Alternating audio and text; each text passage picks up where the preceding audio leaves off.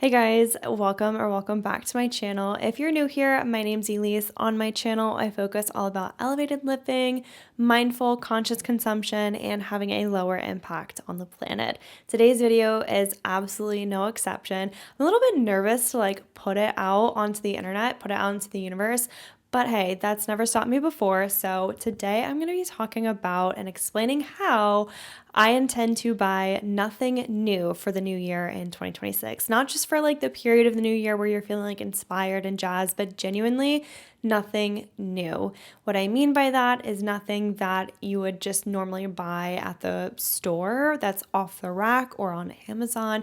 Anything that has the tags attached basically, or is new in packaging, or is shipped straight from the manufacturer, nothing new. It has to be pre-owned, pre-used, pre-loved, secondhand, vintage, etc., etc. Any other adjectives that describe that bucket of goods, that's what I'm going for. I'm only buying something that has already previously existed in the world and hasn't been produced just for me or because of something that I ordered. If you like this challenge and you're excited for it, definitely give a like down below. It lets me know you're in it together with me and we got this. I see a lot of people doing no buy challenges for entire years, and for me, I feel like that's just a little bit too ambitious and also not really possible. If you've been keeping up with my moving vlogs, you already know that my fiance and I have moved into this new home around the mid of December, and we came from living with his family, meaning we had zero furniture. We had some appliances that I've accumulated from living in Brooklyn, him in Colorado, and we just came without any furniture, which by the way is super duper expensive. And we've been kind of going about things as if, we're starting from scratch. Buying absolutely nothing, especially when our house is nowhere near finished and a home as of yet, it's just not possible. It's not doable for us, and we'd be setting ourselves up for failure if we had set out with the intention to do a no buy year. And honestly, if you watch my channel pretty consistently, I feel like you understand that this is the ethos of my channel and of my lifestyle regardless, but it's just something about actualizing that and putting it out in the goal, especially for the internet to keep up with, for you guys to watch along and follow the journey. It just feels so much more real. And if I do buy something new or something firsthand, it's going to feel different than if it's oh, well, I never set the goal or the intention in the first place, so I'm not being held accountable for it. No one's gonna mind, no one's gonna notice. No, adding the intention of nothing new this entire year is definitely a different level of, I wouldn't say pressure, but just accountability and keeping me, I'm not going to say the word accountable again, but just keeping me honest and keeping me upfront about how much I'm buying that's new or firsthand and how much I'm buying that's actually secondhand. And I don't know, it's just committing to this goal in a whole new way versus I've always just had that intention floating around, but never made it my main focus. Not only is buying secondhand really great for the planet, there's just so much on this planet that has already been produced. It's really great for our wallets as well. Like I mentioned before, furniture is super expensive. No one warns you until you're online looking at things, and something as silly as a media stand is at least $1,000 if you want one that's not going to fall apart after a few years. So it's those kinds of things that are going to help us save by buying secondhand. It's really going to improve our budget and just what we're actually able to afford in the long run. While yes, this is a really ambitious goal, I feel like it's something I've kind of been training for years, but I do get a little bit of anxiety or apprehension about my clothing. I don't know, I feel like that's something I'm just really quick to justify a purchase for, or even silly little techie gadgety things. I'm very quick to buy it, purchase it in the name of convenience or in the name of, oh, it makes my life easier or it helps me save time. So that's something that I'm really hopefully going to overcome this year and not struggle with so much as I perceive. I also just think it's going to be a little bit difficult when I'm hanging out with friends, the social FOMO aspect of it, of if we're going shopping or anything along those lines. Although shopping is not a hobby, I've said it once and I'll say it again. But I do remember this one time at a bachelorette trip, everyone's buying these cute straw hats, and I wanted a cute straw hat. Did I need it? Not necessarily. Do I regret it? No, but I definitely fell into probably more of that FOMO aspect of it than what I credited the purchase to in the first place. Like, reflecting hindsight 2020, definitely maybe a bit of FOMO ruled that purchase and like that social acceptance part of it. And then I do also kind of worry about skincare, not so much makeup. If you're watching my Project Pan series, you know all about how I'm really trying to get through all the makeup that I own and just curate down to like a very select few items that really make me look and feel my best. But specifically skincare, I know I have like a lot of loose odds and ends lying around that do need to be used up, but I'm not sure if it will last me an entire year. We'll just have to see. I'm going to set out with the intention that I'm not buying anything new, because I do tend to buy a new eye cream, setting sprays, makeup setting sprays. I'm obsessed with them for some reason. Whether it's a new moisturizer, new serum, things that I want to try, like I do fall into buying new makeup and skincare / beauty things more often than I would like to. And by saying I'm not buying anything new, essentially that means I'm not buying anything at all. So the main categories that I'm going to be focusing on and kind of documenting more throughout this journey is going to be home, like decor, furniture, kind of touched on that a little bit why already, clothing and wardrobe items. You guys know I like to use what I have in my closet already. And then also beauty and skincare. We just talked about that a little bit. New gadgets. I have been eyeing a new camera for a really long time, but I think with this no new buy challenge, it's good for me to find one secondhand. The one I'm using now is actually secondhand, and it works fine. So I'm not worried about it not working. And I can definitely search around for a really nice secondhand camera. That the model is something I've been interested in. Anyway, getting sidetracked. And then the last category is going to be books / entertainment. So whether that's board games or books, those are all things that I feel like are really easy, especially for me. Like, those are core parts of my life that I like to feel great in my home, feel great in my body and my clothes, take really good care of my skin and put on makeup, nourish my brain with games and books. And those are all things that I really love and enjoy, but that doesn't mean I need to constantly consume new things of it. So those are the categories I'm really going to be focusing on. Categories that I'm going to exclude, just because I do feel like I need to touch on this. The two main ones that I can think of off the top of my head are groceries and then personal care. Groceries, I feel like it's pretty self-explanatory. There's not too many places that I know of that sell like food waste or food scraps. There's that one app, Too Good To Go. I haven't used it in such a long time, but I just don't think that is like feasible to feed my fiance and I consistently only on that resource. So maybe sometimes I'll supplement, no new food with that app. And then also personal care. I don't really know of anywhere that sells like toilet paper or paper towels or toothpaste or toothbrushes like secondhand. Maybe eventually I'll find a solve for those categories, but as of right now, that's not my main focus. I feel like those are essentials, and I'm not going to cut those out just because I can't find them secondhand. So those will be excluded. I did feel that it was necessary to at least talk about those. Okay, so how am I actually going to go about this? Well, first of all, I do budget and do my expense tracking. So any expenses that I see, they are being tracked in a budget tracker, and I'm going to be able to note whether it was secondhand or like a retail purchase and kind of divvy it up that way. But for my wardrobe, what I really, really want to do, and I think this challenge is the perfect segue or the perfect push to get into it, is learning to mend and repair my own clothing. And on top of that, taking it a step further and being able to tailor clothes to my body that make them fit really nicely and just elevate it just by taking it in an inch or two, or, bringing up the hem or dropping the bust, the neckline. Those are all things that I really want to learn how to do. And then even a step further from that is learning how to upcycle old fabric scraps or pieces that just don't suit me anymore and I want to transform them into something new.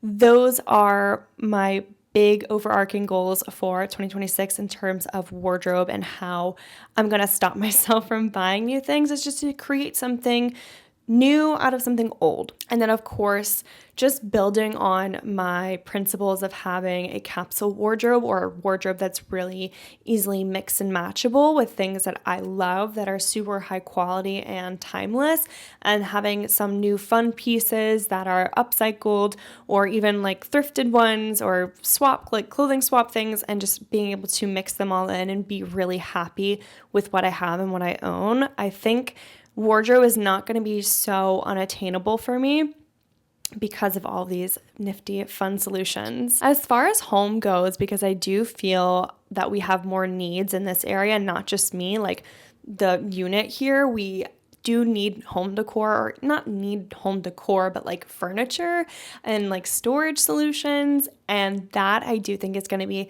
a touch trickier. It's just going to take more dedication.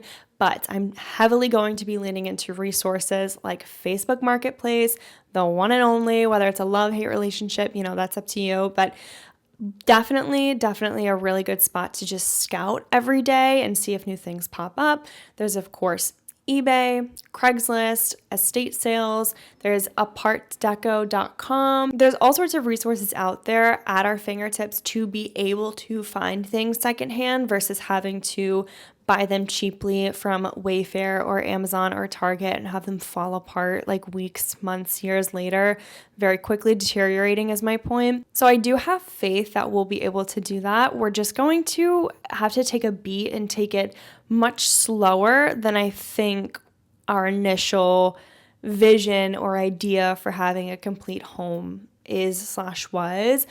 So I think it can be done. I just think it's going to be a lot more of an investment of energy and time, maybe than what was anticipated in the first place. I also just love the character and the charm of old pieces. And I do think mixing styles and mixing eras just brings so much more charm and like hominess to a space. And I am excited to get into that and also pair it with the challenge of not buying anything new. Okay, as far as beauty and skincare, I touched on this already, but I just have so much. I really don't have like so much. Like I know some beauty vloggers do and influencers and people that get PR, but in my heart, I feel like I have more than enough. I don't think I need to ever buy makeup ever again, it looks like. Nor skincare. Skincare, I don't know. I actually do have a pretty pared down skincare, but I do have some things that like I should just use up before going and buying something new. So I am excited to work my way through my beauty and skincare. And by buying nothing new essentially means I'm not buying anything. I just don't buy beauty or skincare secondhand.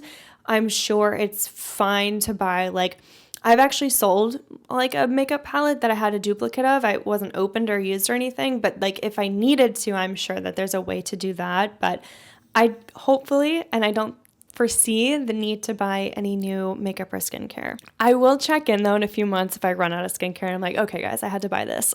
For gadgets and like electronics specifically, I don't want a new phone. I don't even think I'm like eligible even, but like my phone works fine. I have enough storage. I keep all my photo storage pretty minimal. I don't have any issues with the functionality. There's just no need. The new camera I did touch on, I'm going to be looking on Amazon's feature of like buy used like new. So someone had it and returned it for whatever reason, and they have this new one that they're selling, or a refurbished option like that's on Amazon. You just have to click on the, what's it called? Like the ones available, you have to kind of dig a little bit for it. Of course, Facebook Marketplace. There's also Back Market, which is another place to look. Craigslist, eBay, all these sorts of places that I feel confident I'm able to buy from and get a good quality product from, even though it is secondhand, even though it is used. That's going to be my solve for my new camera that I've been telling myself I really want. Not that I need one per se, but I do just think it's time. There are a lot of cracks here. There's a lot of dust in the lens and scratches that I just can't get rid of. So yeah. Anyway, that's going to be my solve for like any new sort of tech that I am craving. I have a substitute. And for books and entertainment, I feel like we always forget that the library exists and it's free. So I will be using the library or any of those like little free libraries on the street where it's like leave one, take one. Those are also great. Also, similar to my beauty and skincare, I'm just going to read what I haven't read yet. I have maybe a good like 10 books that I'm either halfway through or just haven't started yet, that is going to definitely fill a lot of my craving for a new book. Just read what you have. It used to be like fun and cute for me to collect books and have them in like the spine show, and they were definitely great to double as decor, but now it's come to a point where I've created this collection and I'm not even like reading them. So I definitely want to get through those. I'm not gonna lie though, sometimes you just want that hit of buying something, even just like something so small. And I think that's where the antidote of the sweet treat comes in. I am very likely to buy myself a little croissant, a little chocolate, a little latte if I can't buy something not extravagant and large, but just something, something of value, of like tangible goods. If I can't buy anything tangible that's new, I'll most likely buy a sweet treat. So I am going to be looking at my budget and tracking those expenses a little bit more closely to see if I'm overcompensating in a different area because I'm now restricting my shopping habits to only be secondhand. So we'll see. And of course, there is the FOMO of it all and going shopping with friends. And I'm going to say it again, shopping is not a hobby. So when I'm in those situations, first of all, I'm going to try to not be in those situations and suggest, hey, what about a park or a picnic, or come hang out? We're going to cook dinner at my place and watch a movie, or let's have a FaceTime date. Let's watch Zoom on FaceTime. Let's watch a movie on FaceTime. That really brought me back to the pandemic, COVID era, Zoom. And just find different alternatives to shopping or just spending money, like journaling together, vision boarding together, writing poems, painting, drawing, reading a book club, anything. Anything besides putting myself in that situation in the first place of shopping and having that FOMO of seeing that really, really cute thing and not being able to buy it. And also just reframing the thinking of like, okay, I see that really, really cute thing, but can I find it on Depop? Can I find it on ThredUp? Is there some other secondhand marketplace where I could find that exact same thing or something very close, or can I make it myself? Very excited to challenge myself in those new ways. And lastly, I think what really set me up for success for my wardrobe and my makeup is taking stock of what I already own. I think for me personally, that is one of the best ways to combat the shopping bug and wanting to go and buy something new, is just staring down in the face what you already have and how much junk is in your space. I call it junk, even though it's valuable stuff, because it just is like mountains and piles of stuff that you are physically responsible for. And it's irresponsible to just throw them away, let them be in the landfill, cause so many carbon emissions. It took so many resources extracted from the earth to then manufacture to then get to you. It's just not worth throwing it away, but you now need to use it up until it either is of no value or it's maybe something that just doesn't bring you joy anymore, but you have it and you have to decide, and there's that mental load of like taking care of it. That to me will stop me right in my tracks and not want to buy anything new for a very, very long time. Definitely give that a go. This happens all the time. Like when you're moving, you just see how much stuff you have. So I think this is also setting me up on a really good path of like, okay, we're not buying anything new. We have enough stuff, and there's enough stuff out in the world that there's definitely no need, and we can be resourceful and appreciate what we already have. Guys, I feel relieved to let you know that this is a real goal, this is a real plan, and a little shook. I'm not sure where this year is going to take me. There's always curveballs. There's always things that are happening. Like I'm supposed to be getting married in 2026. So now I got to figure out how I'm going to find a secondhand bridal gown, outfits, those sorts of things that all come with the marriage wifey era. So wish me luck. And if you're doing something similar, a no buy nothing new year, let me know down below. We can cheer each other on. Definitely subscribe if you want to stick around and see my journey with buying nothing new. I don't know, maybe I'm hyping it up to be a lot harder in my head, and it's not going to be that difficult because this is kind of, for more or less, like my default mode is to buy secondhand, but now just saying and like being very strict, like nothing new, only secondhand, it definitely has like a different like energizing feel to it. Definitely more of a challenge than like a lackadaisy kind of like, oh, I usually buy secondhand, but if I don't, it's fine. Like, no, this is like very set in stone. It's happening. Give me a like down below to encourage me on my journey. I'm sure I could use it. I'm very excited for it. Very excited to keep you updated. The algorithm is going to recommend a video at the end of this one just for you, so stick around to see what that might be. Love you so much if you made it to the end of this video, and I'm very excited for this new journey. I'll catch you in my next video. Until then, don't forget to be kind to yourself, others, and the planet. Bye.